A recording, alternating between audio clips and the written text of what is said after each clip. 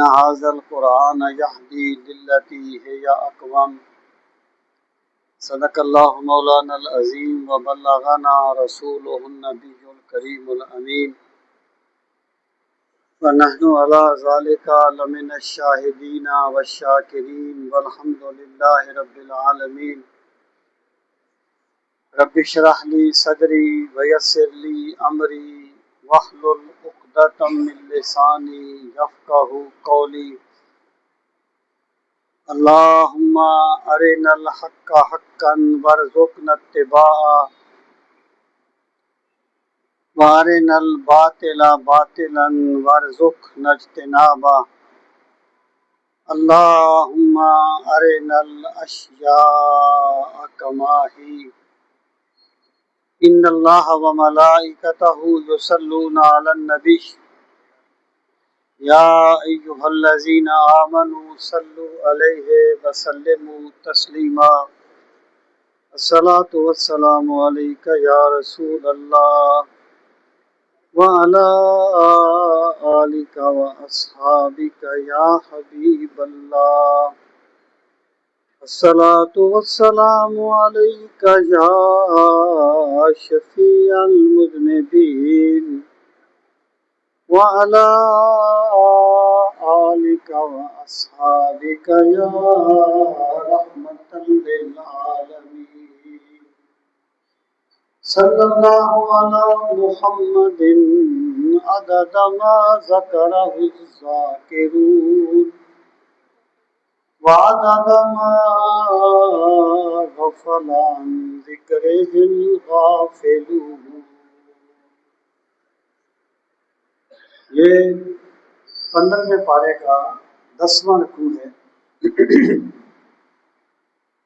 اور اس قرآن مجید پہ صفحہ نمبر 463 کی پہلی لائن ہے 15ویں پارے کا 10واں رکوع. اعوذ باللہ من الشیطان الرجیم. بسم اللہ الرحمن الرحیم. وَيَسْأَلُونَكَ عَنِ الرُّوحِ قُلِ الرُّوحُ مِنْ أَمْرِ رَبِّي وَمَا أُوتِيتُم مِّنَ الْعِلْمِ إِلَّا قَلِيلًا. یہ جو آیہ کریمہ ہے اس میں اللہ تعالیٰ نے روح کے بارے میں بعض حقیقتوں کو بیان فرمایا ہے. اس کا ما قبل سے ربط یہ ہے کہ پہلے اللہ تعالیٰ نے یہ ارشاد فرمایا تھا وَنُنَزِّلُ مِنَ الْقُرْآنِ مَا هُوَ شِفَاءٌ وَرَحْمَةٌ لِّلْمُؤْمِنِينَ کہ ہم نے قرآن مجید کو نازل کیا ہے جو شفا ہے اور مومنوں کے لیے رحمت ہے. پھر قرآن مجید کے حوالے سے انسانوں کی سوچ اور ان کے رویوں کا ذکر فرمایا. تو اب انہوں نے قرآنی صداقت کو پرکھنے کے لیے جو ایک طریقہ اختیار کیا تھا اس آیہ کریمہ میں اس طریقے کو واضح فرمایا گیا ہے اور اس طریقے کی روشنی میں قرآنی صداقت کو بیان کیا گیا. یہود نے مشرکین کے ذریعے رسول کریم صلی اللہ تعالیٰ علیہ وآلہ وسلم سے یہ پوچھا تھا. یہود نے مشرکین سے کہا کہ ان سے 3 سوال کریں. اگر وہ تینوں سوالوں کے جواب دے دیں تو تب بھی وہ سچے پیغمبر نہیں ہیں، اور اگر وہ تینوں سوالوں کے جواب نہ دیں تو تب بھی سچے پیغمبر نہیں ہیں. انہوں نے یہ اس طریقے سے 3 جو یعنی سوال تھے وہ رسول کریم علیہ السلام سے پوچھے تھے. ایک یہ تھا کہ ان نوجوانوں کا کیا قصہ ہے جو بادشاہ وقت کے شر سے بچتے ہوئے پہاڑ کی کھو میں جا کے چھپ گئے تھے۔ اور دوسرا سوال ان کا یہ تھا کہ ذوالقرنین کون تھا اور اس کے بارے میں حقیقت کیا ہے۔ اور تیسرا سوال یہ تھا کہ روح کیا ہے، روح کی حقیقت کیا ہے۔ تو ان کے ان سوالوں کے جواب میں نوجوانوں کا جو قصہ تھا وہ سورۃ القحف میں بیان کیا گیا، اور ذوالقرنین کا جو تذکرہ ہے وہ اسی سورت میں 16ویں پارے میں آئے گا۔ اور ان کا جو تیسرا سوال تھا روح کے بارے میں، اس کا ذکر اس آیہ کریمہ میں ہے۔ یعنی دو سوالوں کا جواب دے دیا گیا، اور تیسرے سوال کے جواب کو اجمالی طور پر دیا گیا، کیونکہ ایک تو یہ انسانی سوچ کے عین مطابق تھا، اور دوسرا یہ ہے کہ انہوں نے جو معیار طے کیا تھا یہ اس معیار کے بھی عین مطابق تھا، اور اس طریقے سے قرآن مجید کی صداقت ان پر بھی واضح ہو جاتی تھی۔ قرآن مجید میں روح کا جو لفظ ہے یہ جبریل امین کے لیے بھی استعمال ہوا ہے، اور روح کا لفظ جو ہے یہ وحی کے لیے بھی استعمال ہوا ہے۔ لیکن آیت کا پس منظر بتاتا ہے کہ یہاں اس سے کیا مراد ہے۔ تو یہاں روح کا لفظ جو ہے وہ اسی معنی میں ہے جس معنی میں ہم روح کا لفظ استعمال کرتے ہیں، یعنی روح نکل جاتی ہے تو انسان کی موت واقع ہو جاتی ہے، اس معنی میں یہاں پر یہ لفظ ہے۔ آپ غور فرمائیں، اللہ رب العزت نے ارشاد فرمایا وَيَسْأَلُونَكَ عَنِ الرُّوحِ، وَيَسْأَلُونَ، اور وہ سوال کرتے ہیں کا آپ سے عن الروح، روح کے بارے میں، کہ روح کیا چیز ہے۔ یعنی روح کے بارے میں بہت سے نظریات تھے۔ کچھ لوگوں کا یہ خیال تھا اور اب بھی ہے کہ روح کا کوئی الگ سے وجود نہیں ہے، بلکہ روح صرف یہ ہے کہ اللہ تعالیٰ فرماتا ہے بندے سے مر جا تو وہ مر جاتا ہے، اس کو ہم کہتے ہیں اس کی روح نکل گئی۔ لیکن روح جو ہے یہ ایک جسم لطیف ہے، یعنی جس طریقے سے پھول کے اندر خوشبو ہوتی ہے نا، اس طریقے سے انسانی وجود کے اندر روح ہوتی ہے، اور روح اس کی حیات کا سبب ہے۔ تو یہاں پر یہ لفظ اس معنی میں استعمال کیا گیا۔ وہ آپ سے پوچھتے ہیں روح کے بارے میں، قُلِ الرُّوحُ مِنْ أَمْرِ رَبِّي، قل آپ فرما دیجئے الروح، روح ہے من امر ربی، میرے رب کے امر میں سے۔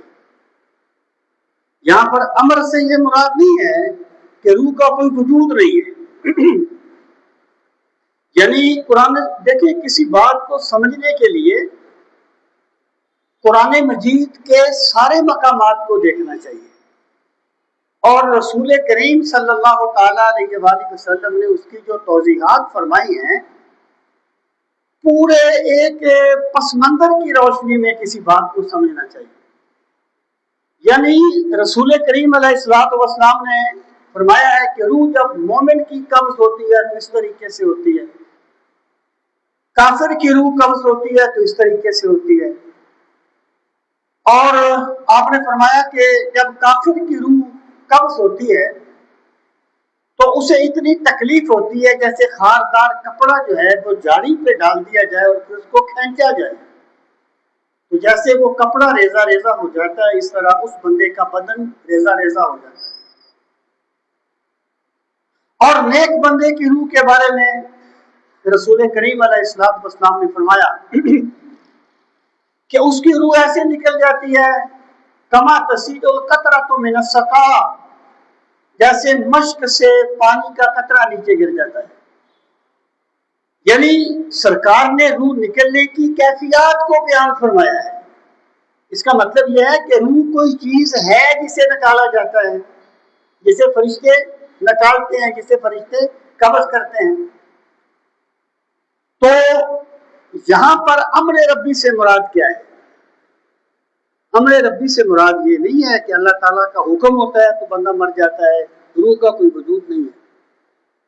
امر ربی نبی سے مراد یہ ہے کہ مخلوق کی دو قسمیں ہیں.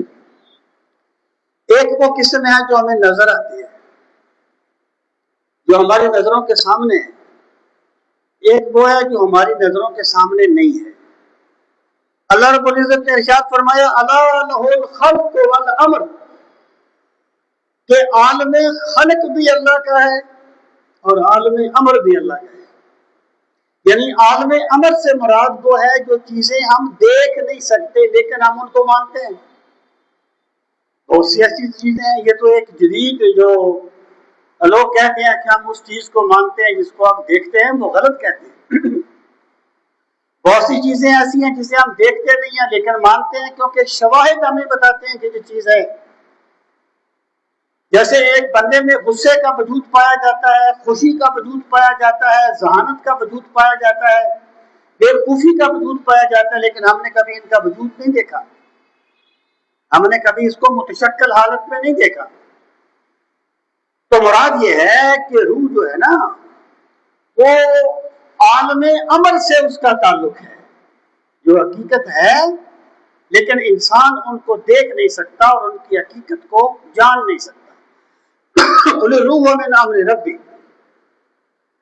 وما اوتیتم، اور نہیں تم دیے گئے، من العلم، علم میں سے، الا قلیلا، مگر بہت کم.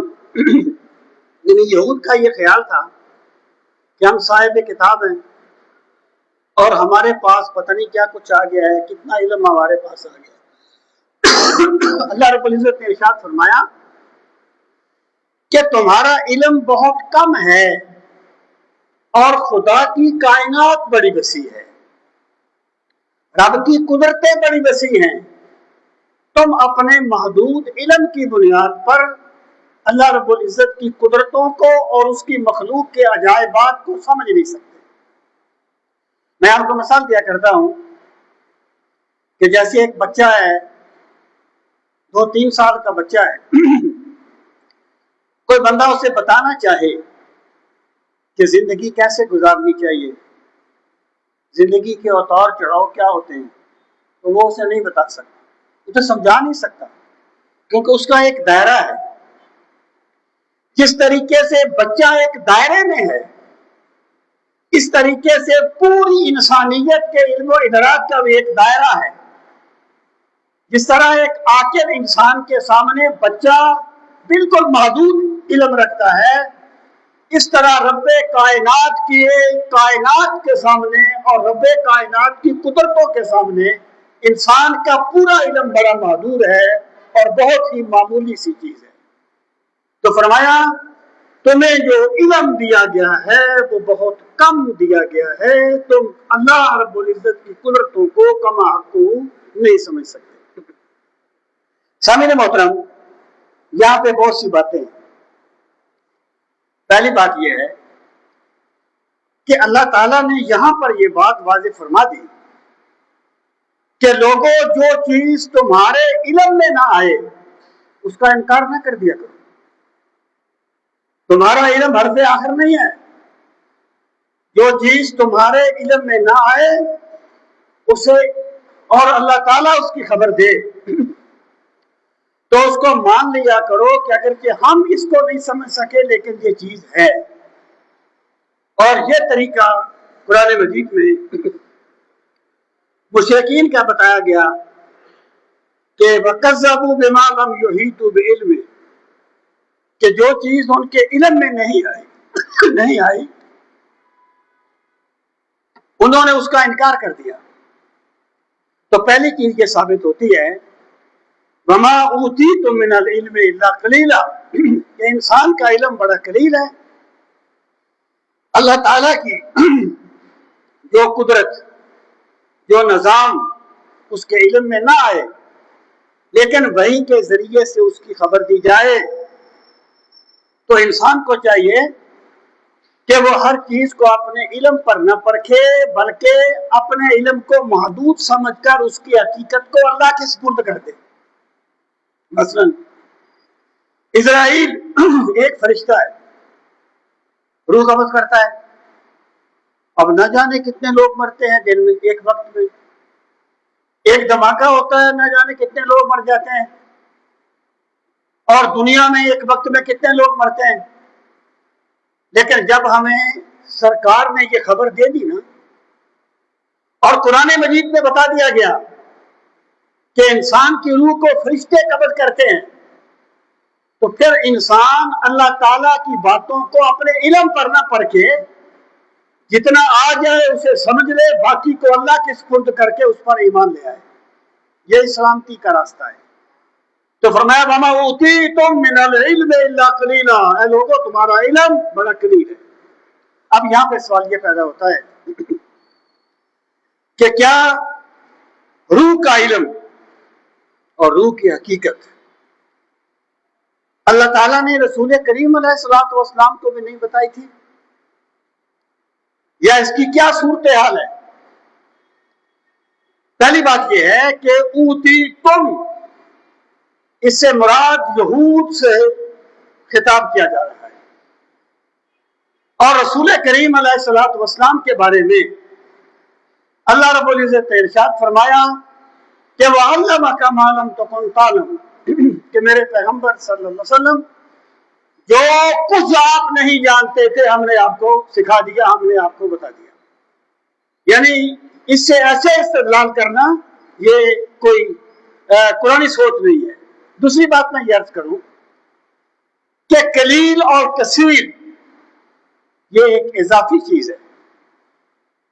رسول کریم صلی اللہ تعالی علیہ وآلہ وسلم کا علم پوری کائنات کے مقابلے میں کثیر ہے، لیکن اللہ کے مقابلے میں قلیل ہے۔ اللہ کے مقابلے میں قلیل ہے۔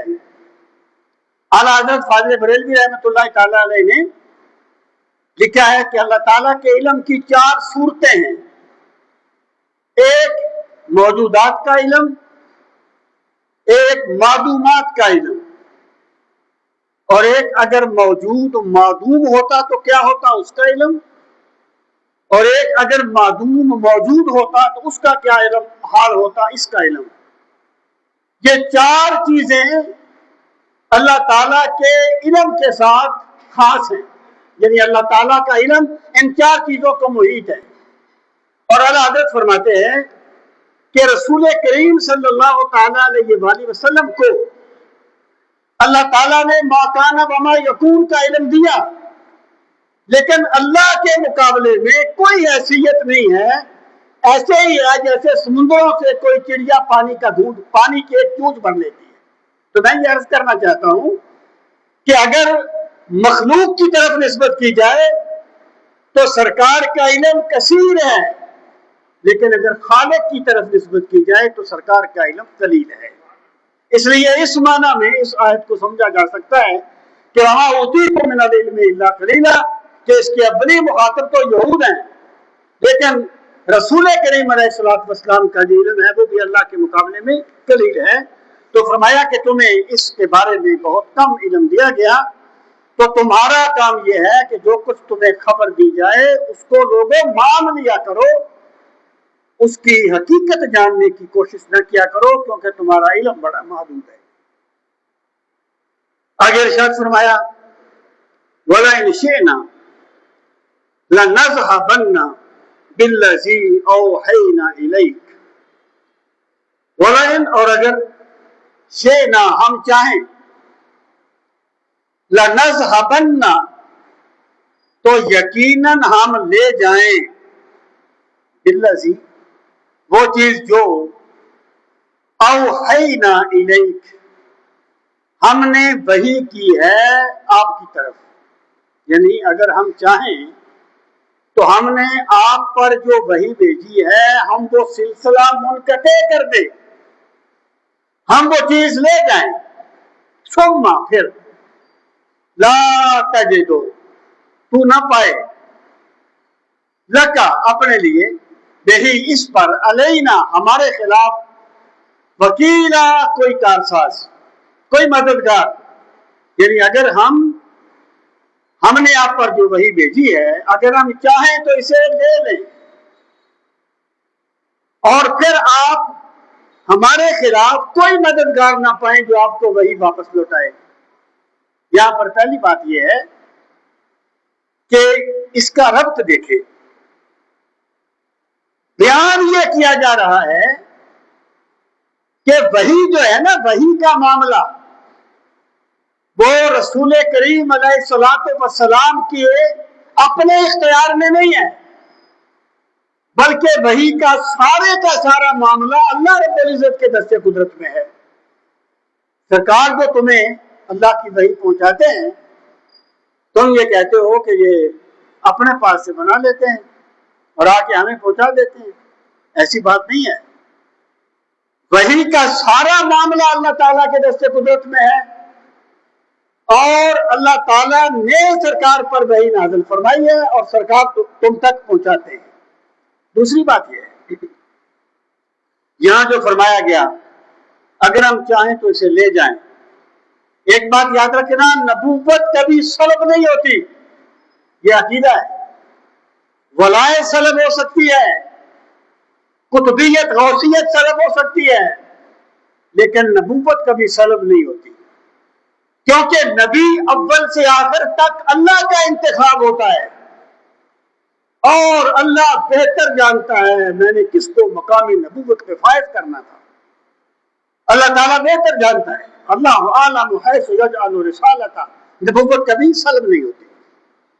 یہاں پر جو بات کہی گئی ہے نا، یہ صرف ایک قضیہ فرضیہ ہے، کسی بات کو واضح کرنے کے لیے فرضی انداز میں ایک بات کی جاتی ہے، جیسے اللہ پاک نے ارشاد فرمایا قل ان کان للرحمن ولد فانا اول العابدین، اے میرے پیغمبر صلی اللہ علیہ وسلم آپ اعلان فرما دیں کہ اگر اللہ کے کوئی بیٹا ہوتا تو میں سب سے پہلے اس کی عبادت کرنے والا ہوتا۔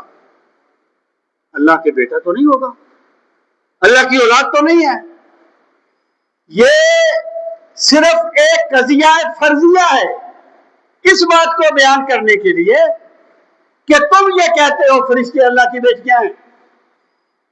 اگر میرے رب کے کوئی بیٹا ہوتا تو اپنے رب کی نسبت سے میں سب سے پہلے اس کی عبادت کرنے والا ہوتا۔ یہ قضیہ فرضیہ ہے، بات کو واضح کرنے کے لیے یہ بھی قضیہ فرضیہ ہے کہ جو نبوت کا جو وحی کا معاملہ ہے نا لوگوں، وہ ٹوٹلی طور پر اللہ تعالیٰ کے اختیار میں ہے۔ تم کہتے ہو اپنے پاس سے بنا لیتے، ایسا نہیں ہے۔ اگر بالفرض اللہ تعالیٰ چاہے، قضیہ فرضیہ ہے، تو سرکار کو دی ہوئی وحی واپس بھی لے سکتا ہے۔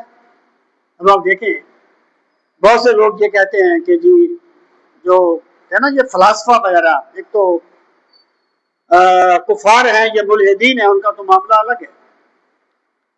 بعض فلاسفہ بھی یہ کہتے تھے کہ وحی جو ہے نا وہ پیغمبر کے اندر کی کوئی بات ہوتی ہے، جیسے ایک شاعر کو تخیل آتا ہے نا، ایک کنسپٹ آتا ہے اس پر، ایسی کوئی چیز ہوتی ہے، جبکہ یہ بات نہیں ہے۔ اب دیکھیں کہ سیدہ عائشہ پہ تہمت لگ گئی اور رسول کریم علیہ الصلوۃ والسلام فرماتے ہیں کہ میں اپنی اہلیہ کے بارے میں حق کے سوا کچھ نہیں جانتا، لیکن آپ وحی کا انتظار کر رہے ہیں۔ اتنے دن آپ وحی کا انتظار کرتے رہے، کئی ایسے موقع آئے، تو مطلب کیا ہے کہ وحی کا معاملہ اللہ کے دست قدرت میں ہے، وہ جب چاہتا ہے آپ پر نازل فرما دیتا ہے، اگر وہ چاہے گا تو واپس بھی لے سکتا ہے۔ آگے فرمایا الا رحمۃ من ربک، مگر یہ سب کچھ رحمت ہے تیرے رب کی طرف سے، یعنی ہم نے آپ پہ وحی نازل فرمائی، یہ بھی آپ کے رب کی رحمت ہے۔ اور رب جب رحمت فرماتا ہے میرے پیغمبر صلی اللہ علیہ وسلم آپ پر، تو اللہ تعالیٰ کوئی چیز آپ کو دے کے واپس نہیں دے دیتا۔ اللہ تعالیٰ آپ کو جو چیز دے دیتا ہے وہ دے دیتا ہے۔ الا رحمۃ من ربک، یہ تیرے رب کی رحمت ہے، وہی آپ پر نازل ہوئی، اور یہ بھی آپ کے رب کی رحمت ہے کہ وہی آپ سے واپس بھی نہیں لی جائے گی۔ یہ سارا معاملہ رحمت الہی پہ ڈپینڈ کرتا ہے اس کا کوئی تعلق جو ہے وہ ذات رسالت محمد علیہ الصلوۃ والسلام کے ساتھ اس طریقے سے نہیں ہے۔ آگے فرمایا ان فضلہ کان علیک کبیرا، ان بے شک فضلہ اس کا فضل یعنی اللہ کا فضل کان ہے علیک آپ پر کبیرا بہت بڑا، یعنی اللہ کا آپ پہ بہت بڑا فضل ہے۔ اللہ نے آپ کو وہ کچھ عطا کر دیا ہے کہ زمانہ اس کا تصور نہیں کر سکتا۔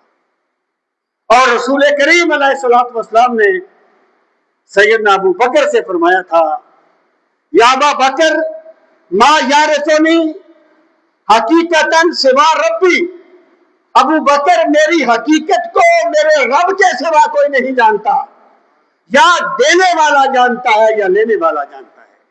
اللہ نے آپ کو باعث تخلیق کائنات بنایا، اللہ نے آپ پر قرآن نازل کیا، اللہ نے آپ کو صحابہ کرام کی کثرت دی، اللہ نے آپ کو مقام محمود دیا، مقام شفاعت دیا۔ وہ کیا کہا تھا اعلیٰ حضرت نے کہ تیرے تو وصف عیب تناہی سے ہے بری، تیرے تو وصف عیب تناہی سے ہے بری، حیران ہوں میرے شاہ میں کیا کیا کہوں تجھے۔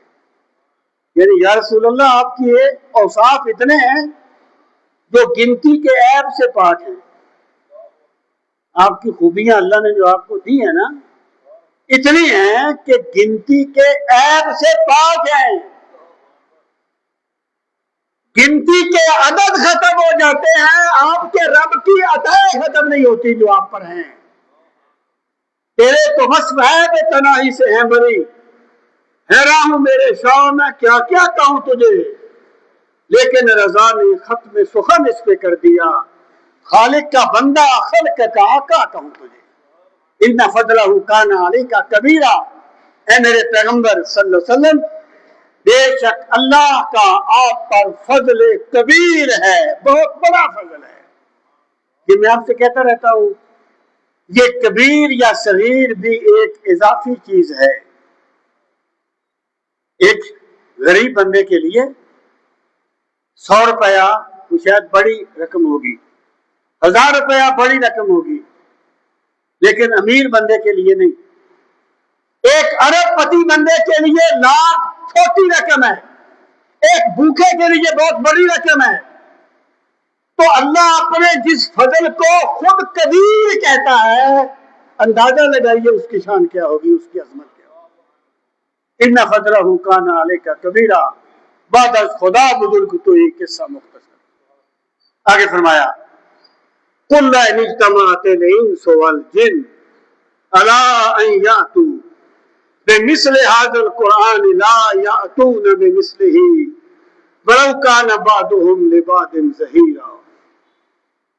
قل آپ کہہ دیجئے لئن یقیناً اگر اجتماعت اکٹھے ہو جائیں، الانس انسان، والجن اور جن، یعنی یہاں پر انسان بھی انس بھی بطور جنس کے ہے اور جن بھی بطور جنس کے ہے۔ یعنی ہم کہتے ہیں یار انسان نہ شکرا ہے، مطلب کیا ہے جنس، مستثنائی صورتیں ہر جگہ پہ ہوتی ہیں وہ الگ بات۔ اگر تمام جن اور تمام انسان اکٹھے ہو جائیں کس چیز کے لیے؟ اللہ پر این یاتو، عطا یاتی کا معنی ویسے آنا ہوتا ہے، جب اس کے بعد بے آ جائے تو متعدی بن جاتا ہے لانا۔ این یاتو کے لے آئیں بے مثل حاضل قرآن، اس قرآن کی مثل، یعنی تمام جنوں ان سے اکٹھے ہو جائیں اور اس قرآن کی مثل لے آئیں۔ یہ کہتے ہیں نا اپنے پاس سے بنا لیتے ہیں۔ دیکھیں ان کے کلام میں کتنا تضاد تھا، کبھی کہتے تھے مجنون ہے، کبھی کہتے تھے کائن ہے، کبھی کہتے تھے شاعر ہے۔ تو یار جو مجنون ہوگا وہ شاعر تو نہیں ہو سکتا، ایک بات ہونی چاہیے نا، جو مجنون ہوگا وہ کائن تو نہیں ہو سکتا۔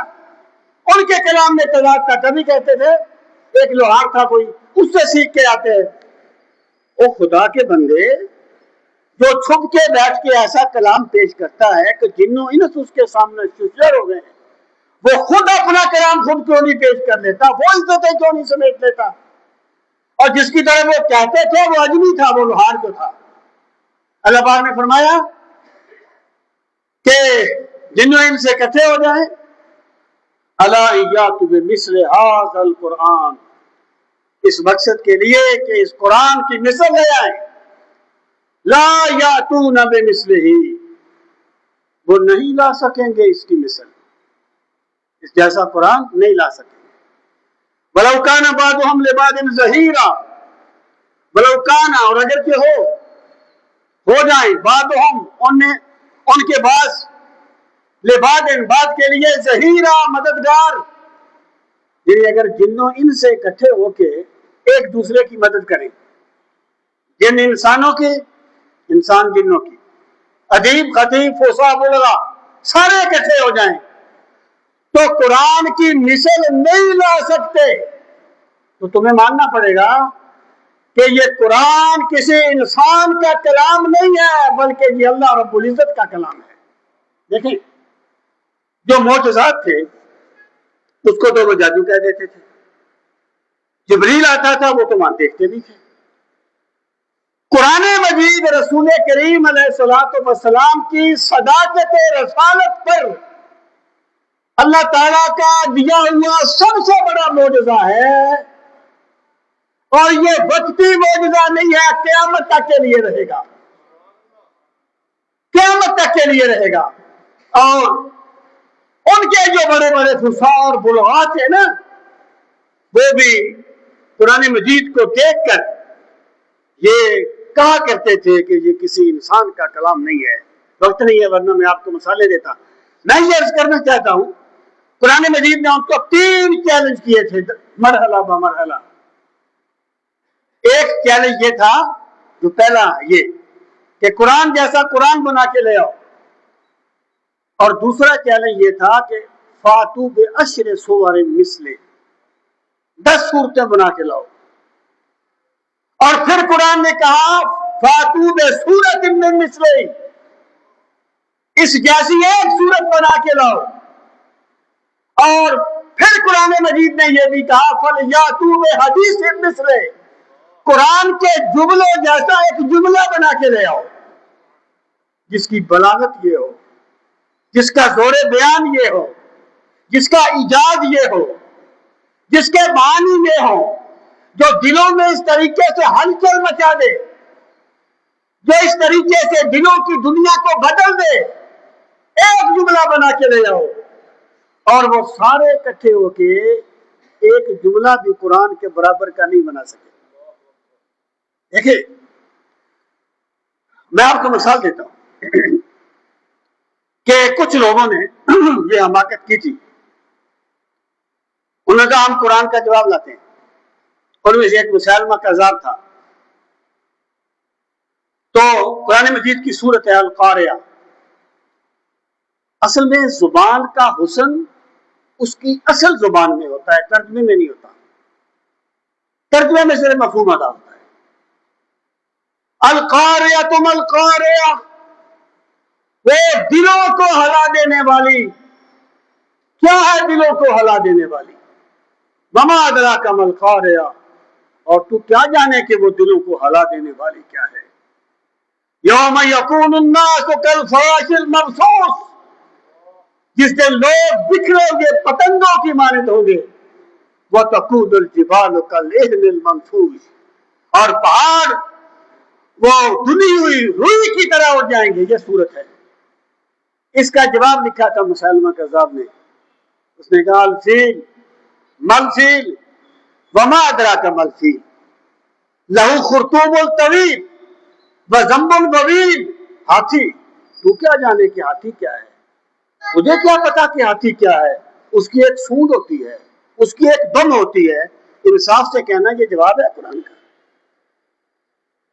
ایسی بونگیاں تو لوگوں نے ماری، لیکن کوئی بھی بندہ قرآن مجید کا جواب نہیں لا سکا، آج تک نہیں لا سکا۔ اب شاید وہ نیٹ سے ڈیلیٹ ہو گیا ہو، مجھے علم نہیں ہے، کوئی 10 سال پہلے انہوں نے یہود نے ایک منایا تھا کہ ہم قرآن کا جواب لے کے آئے ہیں، لیکن کوئی انصاف پسند بندہ اسے قرآن کا جواب نہیں کہہ سکتا تھا، وہ صرف گالیاں تھیں، قرآن کا جواب نہیں تھا۔ تو اللہ پاک نے فرمایا کہ یہ قرآن مجید جو تمہیں چیلنج کرتا ہے کہ اس جیسی صورت بنا کے لے آؤ اور اس جیسا کوئی کلام بنا کے لے آؤ، پھر قرآن نے کیا کہا؟ لا یاتون بمثلہ، نہیں لا سکیں گے۔ یہ بھی قرآن کا چیلنج ہے۔ میرے رب نے جو فرما دیا نا، یہ بھی اجازت قرآنی ہے۔ مثلا اللہ پاک نے فرمایا تبت یدا ابی لہب وتب، آگے فرمایا سیصلی نارا، ابو لہب کے دونوں ہاتھ ٹوٹ جائیں تو دوزخ میں جائے گا۔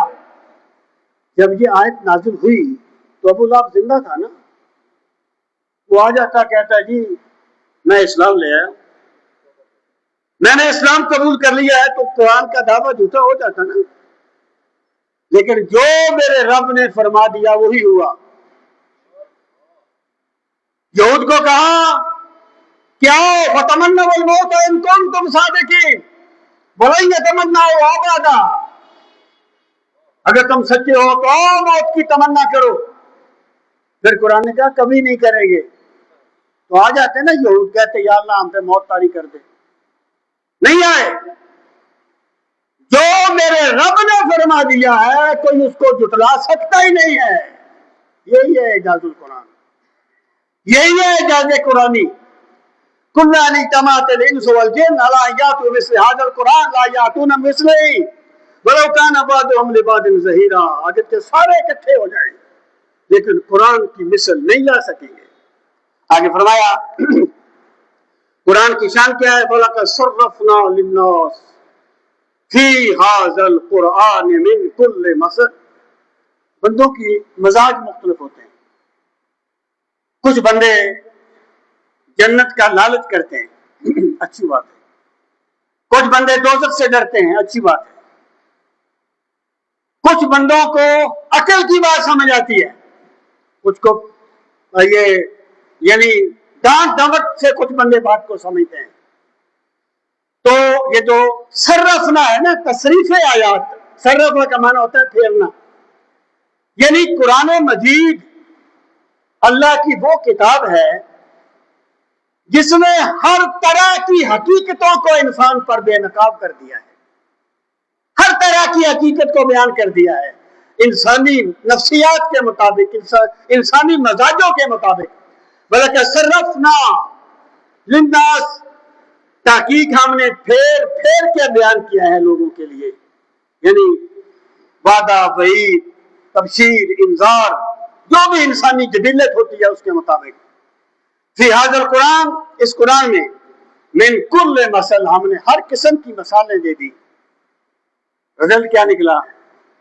فابا اکثر الناس، پس انکار کر دیا اکثر لوگوں نے، الا کفورا، مگر ناشکری کرنے کا، یعنی اس کے باوجود بھی اکثر لوگ ناشکری ہی کرتے رہے، قرآن کی دعوت ان کے دل میں نہیں اتری اور وہ قرآن پر ایمان نہیں لائے۔ اب ان کی نفسیات کیا ہے؟ ان کے نزدیک صداقت کا معیار کیا ہے؟ وہ کیا چاہتے ہیں؟ وہ کیسی باتیں کرتے ہیں؟ ان کا ذکر فرمایا۔ وقالو، یہ ایک مرتبہ وہ سارے اکٹھے ہو کے بیٹھے تھے، شام کا وقت تھا، اور کہنے لگے کہ بلاؤ رسول کریم علیہ الصلوۃ والسلام کو۔ ظاہر انہوں نے نام لیا ہوگا، میں اس طریقے سے عرض کر رہا ہوں۔ اور کہنے لگے کہ آپ کی وجہ سے یہ ہو گیا، وہ ہو گیا، اگر آپ سچے رسول ہیں تو ایک چشمہ یہاں سے جاری کر دیں تاکہ ہمارا پانی کا مسئلہ حل ہو جائے، اس پہاڑ کو یہاں سے ہٹا دیں تاکہ ہماری زمین وسیع ہو جائے۔ اس طریقے کے انہوں نے مطالبات کیے۔ سرکار نے فرمایا میں تمہارے پاس صرف اپنے رب کا پیغام پہنچانے کے لیے آیا ہوں، میں تمہارے مطالبات پورے کرنے کے لیے نہیں آیا۔ یاد رہے کہ جس بندے نے سرکار سے کوئی بھی نشانی مانگی لیکن اخلاص سے مانگی، یعنی ایمان لانے کی نیت سے مانگی۔ میرے پاک نبی صلی اللہ تعالی علیہ وآلہ وسلم نے وہ چیز اس کو عطا فرمائی، لیکن جس بندے نے ضد کی، حد درمی دکھائی، انا پرستی کی، اس کو کوئی اہمیت نہیں دی گئی، کیونکہ بندوں کے محتاج میں اور آپ ہیں، اور اللہ کے محبوب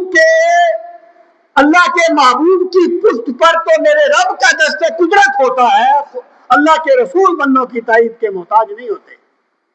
تو اب ذرا ان آیات پہ غور فرمائے کہ ان کے مطالبات ہیں۔ فرمایا وقالو، انہوں نے کہا لن نؤمن لک، ہم ہرگز آپ پر ایمان نہیں لائیں گے، حتی تفجر، یہاں تک کہ آپ پھاڑ دیں، یعنی یہاں پر جاری کرنے کے معنی میں ہے، ویسے فجرہ کا معنی ہوتا ہے پھٹ جانا کسی چیز کا، جب یعنی وہ اندھیرا پھٹتا ہے تو روشنی شروع ہوتی ہے، جس کو آپ فجر کہتے ہیں۔ حتی تفجر لنا، یہاں تک کہ آپ جاری کر دیں ہمارے لیے، من الارض، زمین سے، ینبوع، چشمہ، ینبوع ایسے چشمے کو کہتے ہیں جو کبھی خشک نہ ہو، او تکون لک جنت، یا ہو آپ کے لیے ایک باغ، من نخیل، کھجوروں کا، وعنب، اور انگوروں کا، فتفجر الانہار، بس آپ نہریں جاری کر دیں، خلالہا، اس کے درمیان، تفجیرہ، نہریں جاری کرنا، یعنی آپ کے پاس کوئی بہت بڑا باغ ہو، اس میں انگور ہو، اس میں کھجوریں ہوں، بیچ میں نہریں چل رہی ہوں، یعنی یہ دنیا داروں کی کمینگی ہے کہ یہ ہر چیز کو پرکھنے کے لیے دولت کو معیار بناتے ہیں، جبکہ حق کی دنیا میں دولت معیار نہیں ہوتا، دولت تو ان کے اشاروں پر ناچتی ہے، لیکن وہ اللہ کے بندے ہر چیز سے منہ موڑ کر اپنے رب سے اپنی لو لگا لیتے ہیں، جیسا کہ رسول کریم علیہ الصلوۃ والسلام سے اللہ پاک نے فرمایا، اگر آپ کہیں تو میں مکے کے پہاڑوں کو سونے کا بنا دوں، عرض کی مالک نہیں، میں چاہتا ہوں ایک وقت میں کھاؤں اور تیرا شکر ادا کروں، ایک وقت میں بھوکا رہوں اور صبر کروں۔ سمال فقر و فخری کا رہا شان عمارت میں، بیاب و خال و خط و رنگ کی حاجت روئے زیبارہ، یہ دنیا داروں کے پیمانے ہیں۔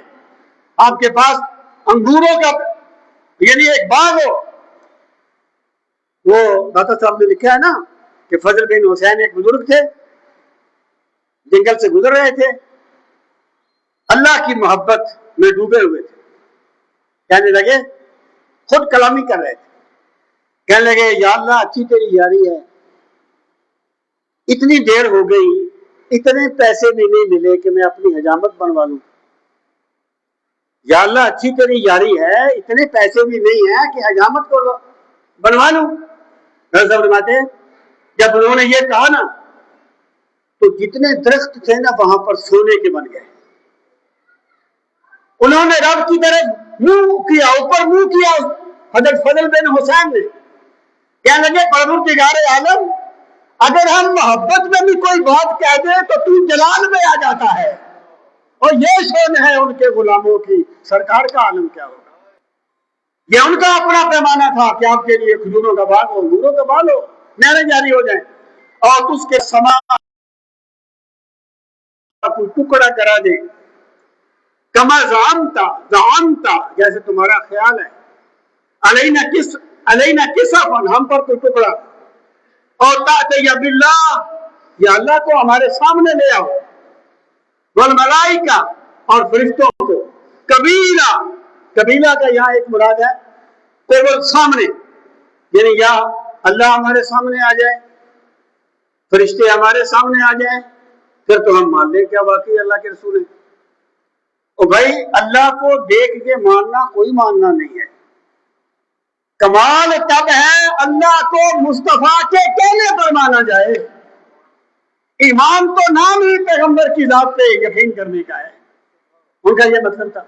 یا قبیلہ سے بھی ہے، یعنی طرح طرح کے فرشتے ہمارے سامنے آ جائیں اور یقون لکا بیت من زخرف، یا آپ کے پاس کوئی سونے کا محل ہو، اور ترکا فی السما، یا آپ آسمان پر چڑھ جائیں، ایک سیڑھی لگ جائے اور آپ اس پہ چڑھ کے آسمان پر چلے جائیں، پھر آپ سوچیں گے واقعی اللہ کے پیغمبر ہیں۔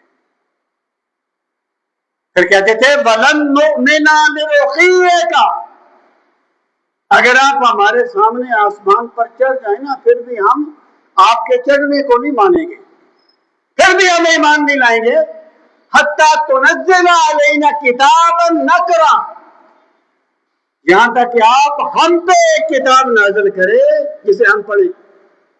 ان کا خیال یہ تھا کہ جب ان پہ کتاب آ سکتی ہے تو ہم پہ کیوں نہیں آ سکتی؟ جب ان پہ وحی نازل ہو سکتی ہے تو ہم پہ کیوں نہیں ہو سکتی؟ یا ایسی کتاب اتار دے جسے ہم پڑھیں۔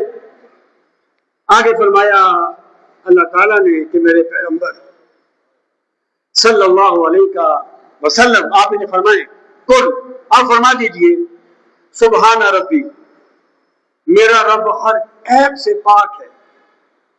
اس کے کئی مطلب ہیں۔ ایک اس کا مطلب یہ ہے کہ تم جتنے بھی مطالبے کر رہے ہو میرے رب کے لیے انہیں پورا کرنا کوئی مشکل نہیں ہے، وہ تو کون فیکون کی شان رکھتا ہے، وہ جو چاہے کر سکتا ہے۔ دوسرا اس کا مطلب یہ ہے میرا رب پاک ہے، یعنی میرا رب تمہاری تائید کا محتاج نہیں ہے، میرا رب اس کا محتاج نہیں ہے کہ تم ایمان لاؤ، وہ تو ہر کمال کا مالک ہے اور ہر عیب سے پاک ہے۔ پھر فرمایا کہ کل سبحان ربی، میرا رب پاک ہے، ہل کن تو الا بشر الرسول، ہل کن تو میں نہیں ہوں الا مگر بشرن ایک انسان، رسولہ اور رسول۔ اس کے جملے کے کئی مطلب ہیں اگر آپ مسئلہ کی بات سے اوپر اٹھ کر سوچیں۔ اس کا مطلب یہ ہے کہ میں نے کبھی یہ دعویٰ نہیں کیا کہ مجھ میں خدا کی صفات ہیں، میں نے کبھی نہیں کہا کہ خدا مجھ میں حلول کر گیا ہے، میں نے کبھی نہیں کہا کہ میں خدا کا بیٹا ہوں، میں بنی نوع انسان میں سے ہوں، اور میں رسول ہوں۔ رسول کہتے ہیں پیغام پہنچانے والے کو۔ میں نے یہ کب دعویٰ کیا ہے کہ میں ان پہاڑوں کو ہٹا دیتا ہوں؟ میں نے یہ کب کہا کہ میں تمہارے لیے قسمیں جاری کر دیتا ہوں؟ میں نے تمہیں صرف یہ کہا ہے کہ میرے رب نے مجھ پہ وحی اتاری ہے، میرا کام تم تک اپنے رب کا پیغام پہنچانا ہے۔ جو میں نے کہا ہی نہیں ہے تم مجھ سے وہ مطالبے کرتے کیوں؟ اللہ تعالیٰ ہم سب کو دین کا فہم صحیح نصیب فرمائے۔ وما علینا الا البلاغ المبین۔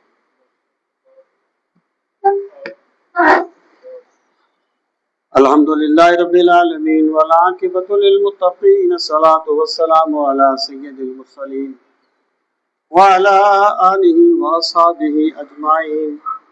ربنا آتنا فی الدنیا حسنۃ وفی الآخرۃ حسنۃ وقنا عذاب النار۔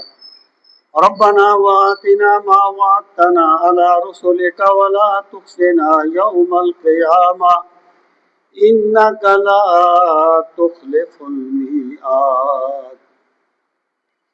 پروردگار عالم درس قرآن مجید کی اس بابرکت محفل کو اپنی بارگاہ عالی میں شرف و قبولیت عطا فرما۔ یا اکرم الاکرمین، ہمیں قرآن مجید کے ساتھ سچی محبت نصیب فرما، ہمیں قرآن مجید کی تلاوت کا ذوق نصیب فرما، قرآن مجید کو سمجھنے کے لیے ہمیں شرح صدر کی نعمت سے نواز۔ پروردگار عالم جو تیرے بندے تیری پاک کتاب کی محبت میں یہاں تشریف لاتے ہیں، ان سب کی حاضری کو شرف قبولیت عطا فرما۔ میرے مالک سب کے رزق میں برکتیں عطا فرما، جان مال میں برکتیں عطا فرما، سب کو عزت و آبرو والی زندگی نصیب فرما، دارین کی عزتیں اور برکتیں نصیب فرما۔